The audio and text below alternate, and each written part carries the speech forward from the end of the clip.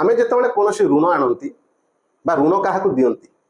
आमर सुधर हारटा प्रायतः फिक्स थाए किंतु ये जो प्रश्न रही ये दी प्रकार सुधर हार रही कौन रही प्रश्न पढ़ा समाधान करवा देख अशोक ता सांग पाखु 25,000 टंका 5 वर्ष ऋण आनी प्रथम 2.5 वर्ष 6% सुध हार और अवशिष्ट 2.5 वर्ष 8% सुध हार दे ऋण मुक्त है तेबे ता सांग को मोट से केते टंका देला देख ये प्रश्न अनुसार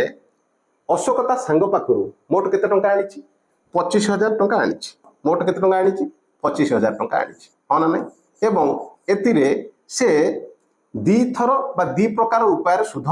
देछि गोटे देछि वर्ष को बा 2.5 वर्ष को केते 6% सुध हार एवं आउ जो 2.5 वर्ष रही से देछि 8% सुध हार बुझेला ना नहीं तेबे वर्तमान आम बाहर करवा मोट ऊपर से केते टंका देछि ता सांग को ऋण मुक्त होवा पाई देख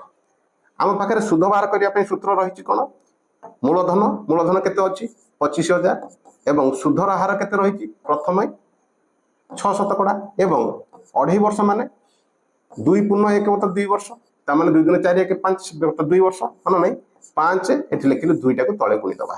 100 रे गुणी देले हेगला 200 बुझेला नहीं वर्तमान एठी केवल आमे कैंसिल करबा कोन रही देख एठी काटी देले आमे 2टा शून्य वर्तमान या काटी देले पाइबा केते 125 रे आमे गुणी दबा केते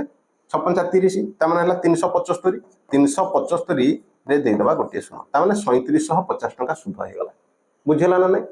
प्रथम 2.5 वर्ष पे एवं द्वितीय 2.5 वर्ष पे कोन करबा मूलधन रही 25,000 हाँ ना नहीं सुधर हार रही 8% एवं समय रही केते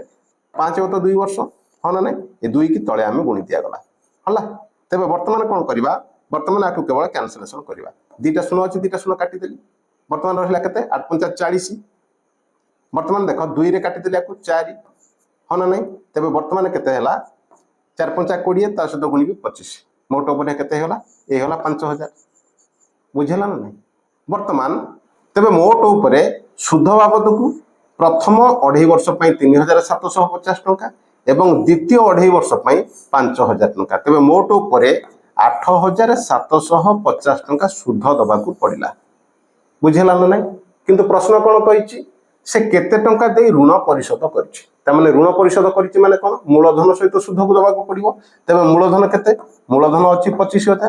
तेबे 25,000 रे सुध को मिसै दिया गला केते हबो 25,000 मिसाना 8,750 समान हला 33,750 ऑप्शन ए होछि तार सठिक उत्तर बुझेला ना नहीं जदि समाधान टी भलो लागिला लाइक शेयर कमेंट करिवा एवं सब्सक्राइब भी करिवा थैंक्स फॉर वाचिंग।